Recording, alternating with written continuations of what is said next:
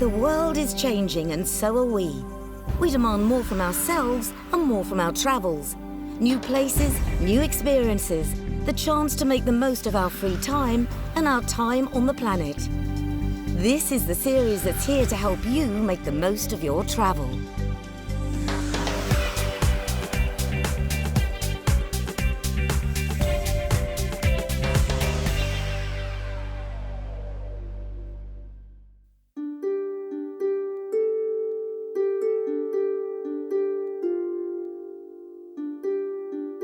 About Egypt, I shall have a great deal more to relate.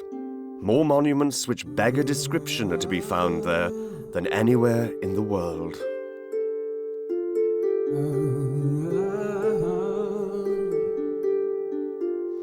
Egypt is the world's oldest tourist destination. 2,000 years ago, Greeks and Romans were coming here for their winter sun breaks, oohing and ahhing at the monuments, and possibly going home with their picture carved on a souvenir urn. Herodotus was so inspired, he wrote up his travels, and overnight became the father of history. Julius Caesar got the guided tour on Cleopatra's barge. And the Emperor Hadrian brought his boyfriend Antinous here on holiday. It didn't end well, and drowned mysteriously in the Nile, but on the plus side, was made into a god. I don't think the Egyptians would have noticed one extra god. This is a country packed with deities and history. Wherever you go, you're tripping over monuments, and they've been attracting writers, artists, archaeologists, looters, and of course tourists for centuries. Tourism is the single biggest earner in Egypt. It employs 1.5 million people and accounts for 1/8 of the Egyptian economy. It seems to me that tourists like me and these guys are just as much the lifeblood of Egypt as the Nile itself.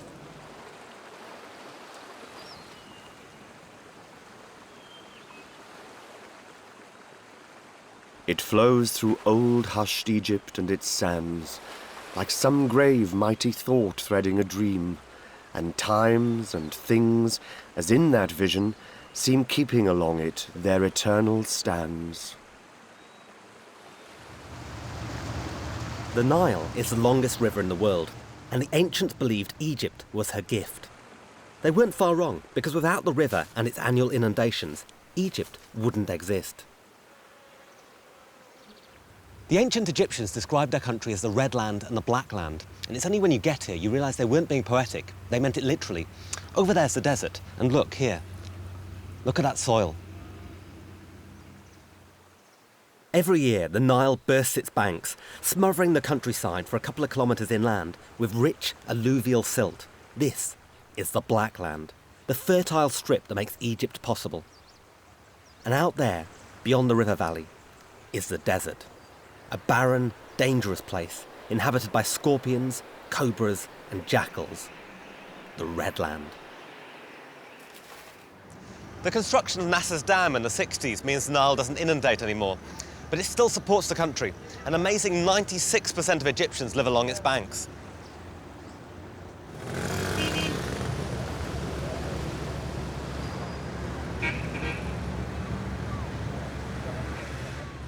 I'm here for a Nile cruise. It's my first time in Egypt, and it's always been a bit of a boyhood dream of mine to come to the land of pharaohs and mummies and tombs and curses. But I think Egypt is one of those countries that divides people. For everyone who shares my romantic ideas, there's someone who's told me I'm going to get food poisoning and lots of hassle. So I'm approaching my cruise with excitement, but also a bit of trepidation. Not unlike, I suppose, the first ever Nile cruises. In 1869, Englishman Thomas Cook chartered 2 boats down the Nile.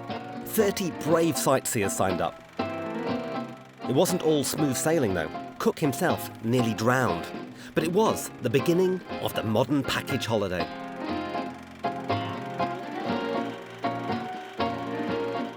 These days you can sail up the Orinoco, canoe down the Amazon, or travel to Antarctica. But a Nile cruise remains one of the most romantic experiences in the world. And hundreds of thousands of people do it every year, in a lot more comfort and safety than Thomas Cook. There are around 300 cruise boats on the Nile.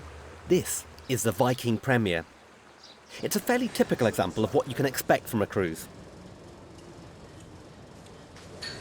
All your meals are served on board. There's a sun deck for those lazy days of cruising, a bar for the longer nights of socialising, and, of course, the ubiquitous gift shop. Got something comfortable to slip into later on.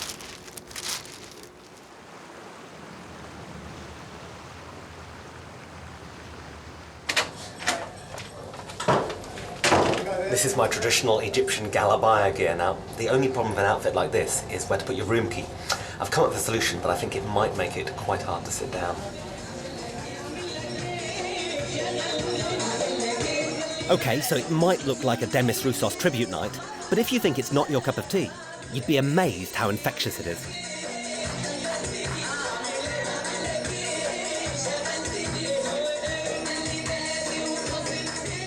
Once you've put on a frock and you're busting some moves, there's no turning back.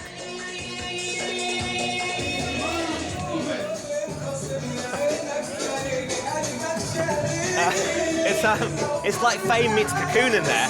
It's Ayia Napa for the over 70s. But I'm quite hot in my turban, so I'm glad I didn't wear any pants. But I'm going to go to bed and leave them to it.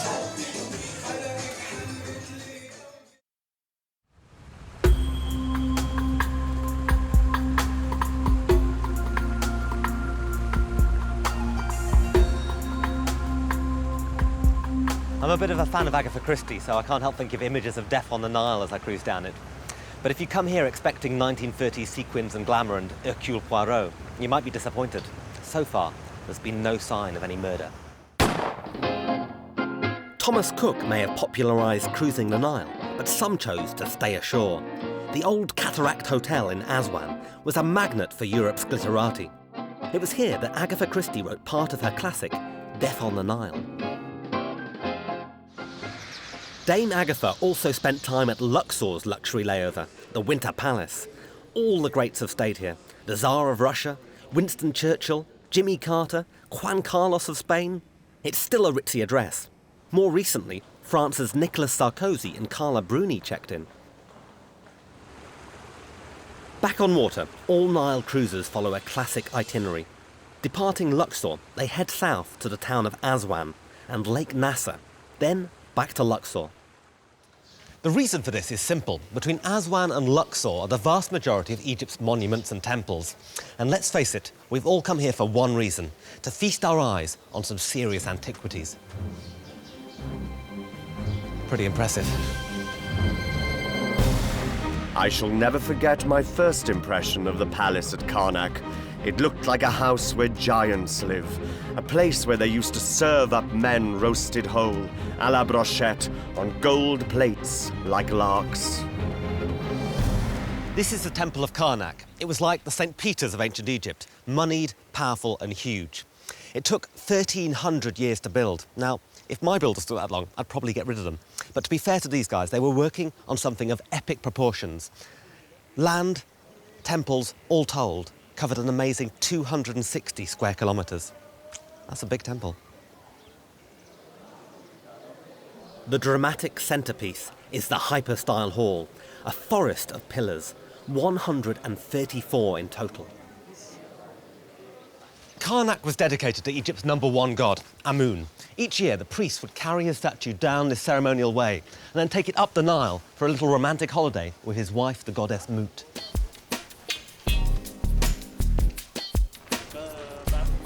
Amun spent a month enjoying his conjugal rights here at the Temple of Luxor.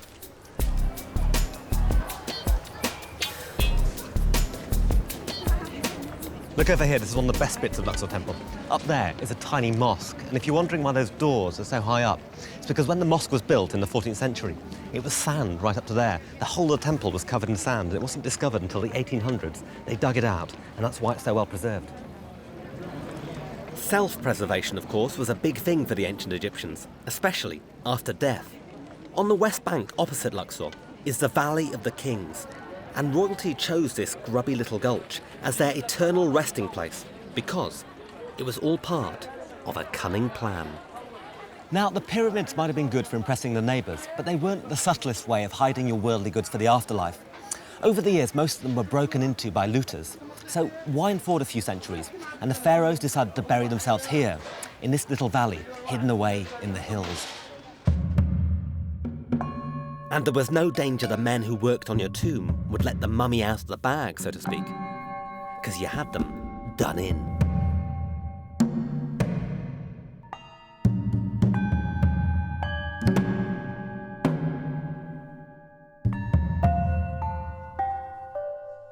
As a kid, I loved the idea of mummies, all that gore about how they were embalmed and had bits removed, and the whole idea of a curse being put on people, and also that fact that whilst they're lying there, you feel that at any point they could rise up and go, roar.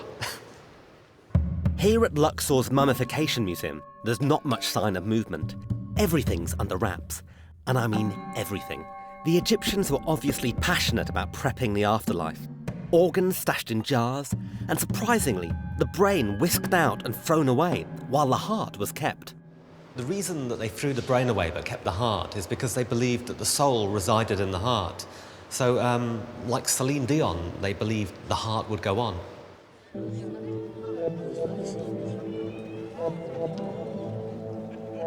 This is the most impressive of all the sites around Luxor. The Temple of Hatshepsut, beautifully situated in a natural amphitheatre. It was here in 1997 that 60 tourists were gunned down by Islamic fundamentalists.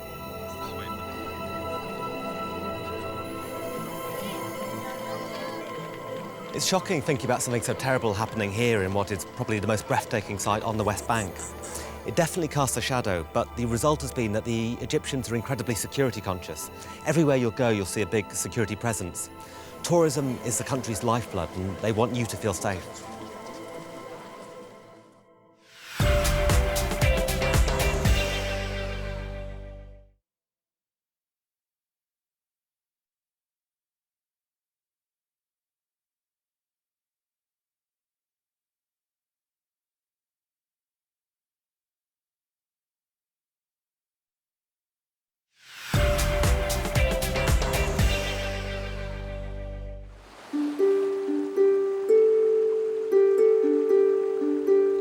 Another day on the Nile. Ooh, this is hard work.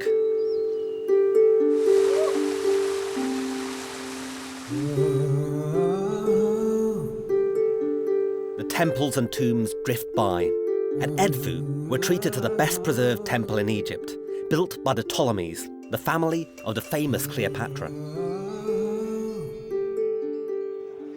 You know, this might sound a bit silly, but coming to Egypt is actually a bit like going to New York. You think you know it all from films and TV before you arrive, but trust me, actually being here is quite something else.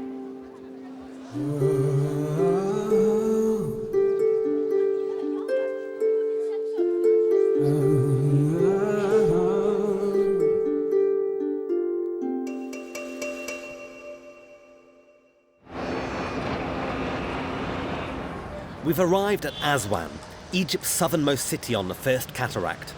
Here, the shallow waters are littered with boulders and rocks that make the river unnavigable. If you're sailing upstream, this is the end of the road. Aswan is frontier territory.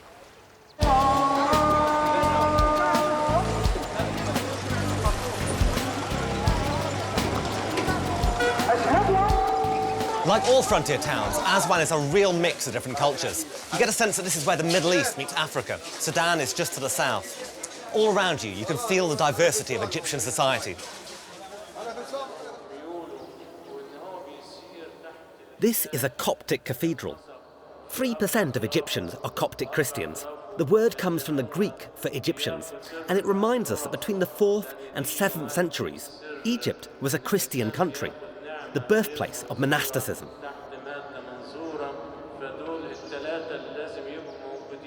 For hundreds of years, this whole area, along with a sizable chunk of Sudan, was known as Nubia.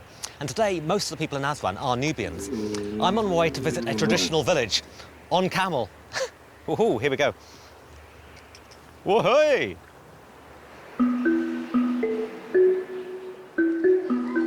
The building of Nasser's dam at Aswan spelt disaster for the Nubians.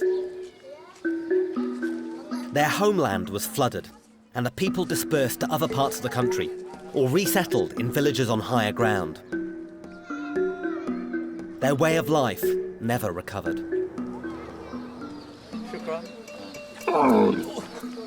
So this is Haga Fataya. Yes, she's Hagga Fathiya. She is the owner of the Nubian house.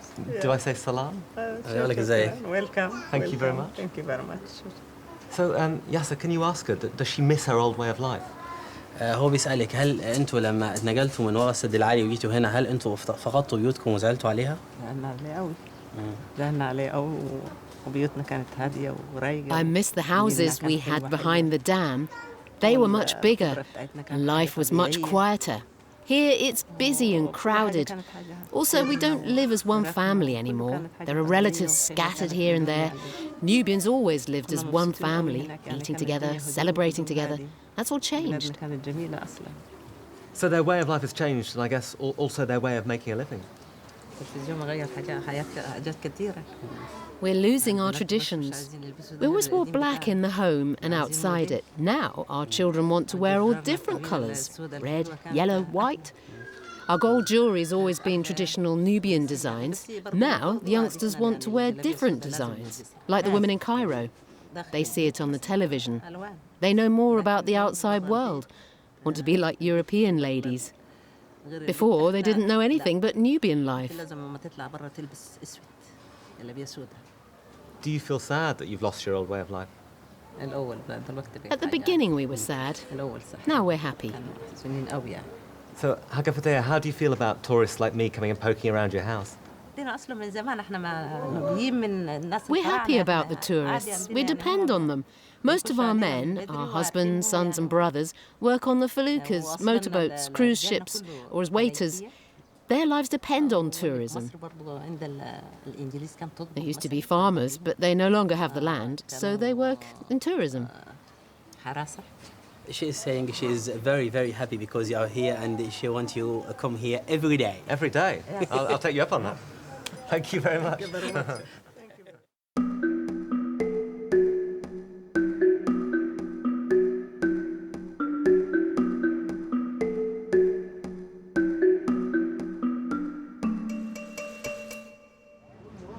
Hi.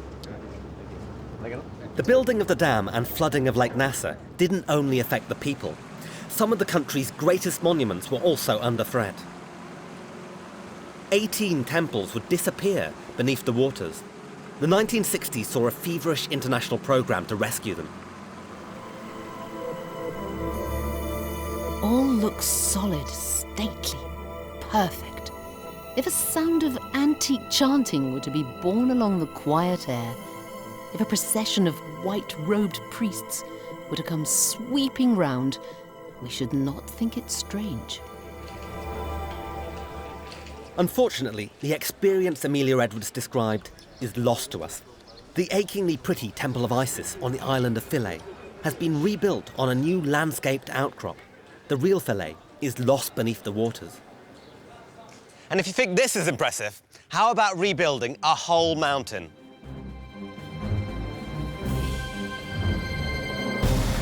A 3.5-hour drive south of Aswan, on the shores of Lake Nasser, the early morning rays illuminate the facade of Ramesses the Great's jaw-dropping Temple of the Sun. This is a wonder of the ancient world meets a wonder of the modern. The whole mountain is hollow, a man-made backdrop to the main event. In a race against time, UNESCO cut the temple into 1,041 blocks and moved it 61 metres uphill to here. It took 4 years to complete, but I think you'll agree, it was worth it.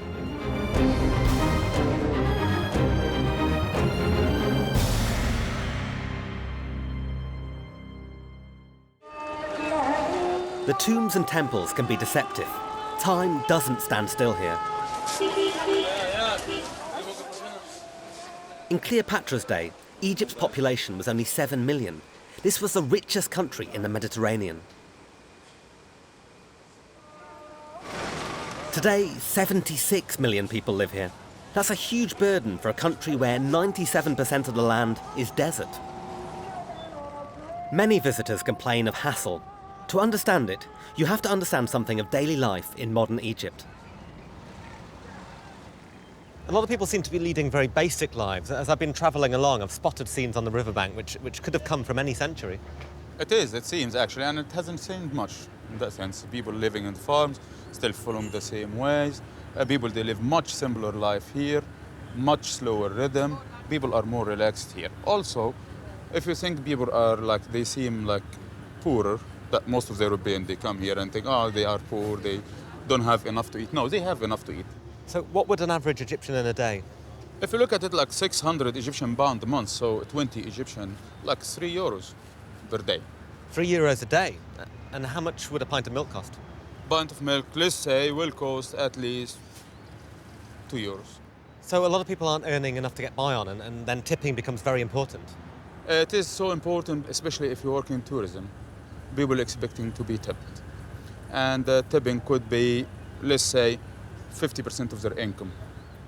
By the way, the British brought this idea of tipping into Egypt, and really? they called it bakshish. So explain bakshish to me. I keep hearing it mentioned as I'm wandering about. Yeah, so when Egypt was a British colony and the soldiers were coming and giving the children money and saying, take bakshish. It's bakshish, not bakshish. Bakshish, which an Indian word means gratitude or money for nothing. And then it became an easier way of earning money. That's why a lot of people are using it now. But you brought it to Egypt, not us. A lot of people who come over here are quite worried about the idea of getting lots of hassle, of people being very in your face and asking for things all the time. It comes because we have different nationalities. We have Spanish, for example, and Italians. And they like this way of buying and, like, you know, the interaction. They go into the shop and they keep, like, bargaining the price down, and they are happy. Maybe they don't want to buy anything at the end of the day, but unfortunately, some of the vendors that you see, they take it on everyone. The British, they want to look, they want to see, and then they want to pay, and they want to see fixed price. No, it's a different culture. So you've got to haggle. It's a different culture. You got to haggle here in Egypt. It's a different culture. Luxor Souk is the place to exercise haggling skills. It's unashamedly aimed at tourists. Yeah, good. Welcome. Thank you. It's not as impressive as Aswan's, but it's rated by many as the best souk in the country outside Cairo. Yeah, I'm looking for Prada. Yeah. Can you do Prada? No. No? Okay. Dolce & Gabbana? No. No. My cruise has come to an end, and I've retreated to the royal bar at the Old Winter Palace. This is where the glamour of the old Nile is kept alive and well. The world outside might change, but in here, the piano plays on.